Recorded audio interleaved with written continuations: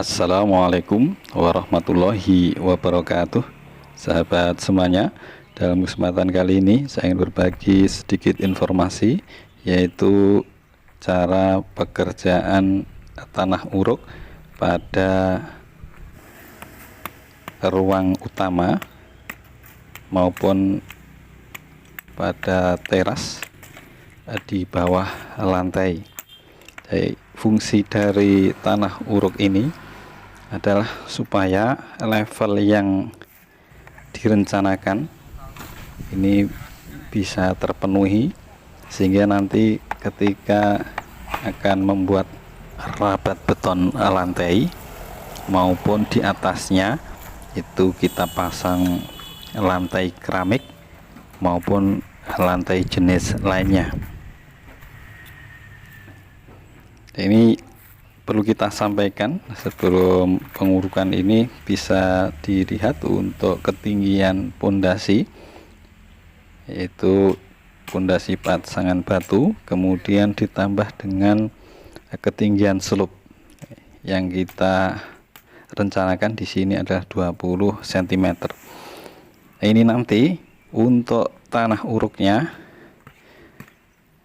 ini kita rencanakan nanti ngambilnya dari atas. Jadi semisal dari rabat beton, nanti levelnya harus kita buat lurus dengan cor slope bagian atas ini.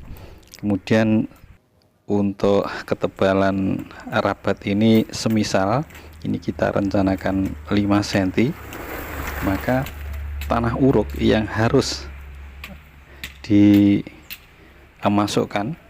ke dalam ruangan maupun teras ini nanti diharapkan di bawahnya rabat itu sekitar 5 cm, karena di atas tanah uruk ini nantinya akan diberi pasir. Jadi setelah tanah uruk diberi pasir, kemudian setelah diberi pasir uruk baru rencana kita rabat 5 cm. Nanti untuk pelaksanaan tanah uruk ini seharusnya ini diusahakan untuk setiap lapisan sekitar 10 sampai 15 cm itu jika manual harus kita padatkan, bisa menggunakan trimbis maupun alat yang lainnya yang fungsinya supaya tanah ini per lapis itu bisa benar-benar padat. Perlu kita sampaikan sahabat semuanya, untuk pelaksanaan pengurukan ini bagisting dari semua slope atau cor slope ini harus dicopot semua, sehingga nanti memudahkan untuk pekerjaan pengurukan tanah ini. Dan perlu kita sampaikan juga sahabat semuanya, untuk jenis-jenis tanah uruk ini sebenarnya sudah kita buatkan videonya, insya Allah nanti kita sampaikan linknya.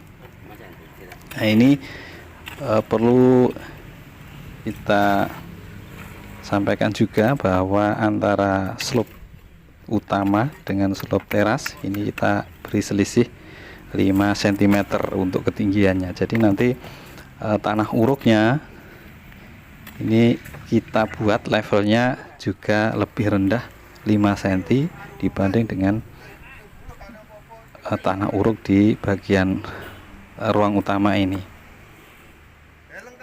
Untuk jenis-jenisnya, jenis yang tanah uruk yang bagus itu sebenarnya ada beberapa kriteria. Yang pertama itu tekstur tanah cenderung remah, kemudian yang kedua struktur berbentuk butiran-butiran, jadi artinya ada pasirnya, jadi tanah berpasir. Kemudian yang ketiga bebas dari kandungan humus. Kemudian yang keempat tidak berlumpur, yang kelima bersih dari sampah organik, maupun sampah anorganik. Kemudian yang keenam, ini tidak mengandung batu dengan diameter lebih dari 10 cm, sehingga diharapkan dengan kriteria ini kualitas tanah uruk ini bisa benar-benar maksimal. Nah, setelah selesai pemadatan secara manual, ini kita lakukan penyiraman air. Penyiraman air ini diusahakan kita untuk saat ini menggunakan pompa air, sehingga kepadatan dari tanah uruk ini benar-benar bisa maksimal.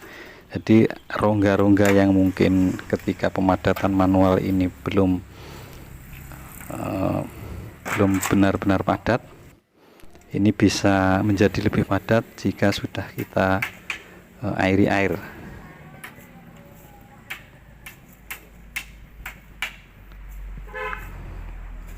Ini bisa dilihat sahabat semuanya untuk bagian yang lokasi bangunan utama. Ya, alhamdulillah sudah selesai.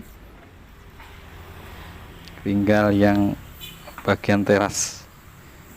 Ini nanti untuk tahapannya sama seperti yang di ruang utama. Jadi tiap-tiap lapis ini diharapkan 10-15 cm dilakukan pemadatan. Demikian seterusnya sampai ke level yang terakhir.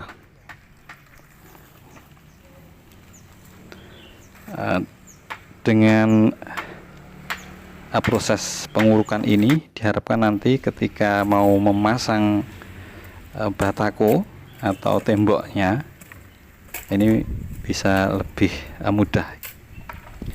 Selain untuk menempatkan batako, ini tanah uruk ini nanti ketika pasangannya batako sudah tinggi juga akan ditempati andang besi, sehingga dengan tanah uruk yang sudah padat diharapkan andang besi ini tidak amblas ke bawah.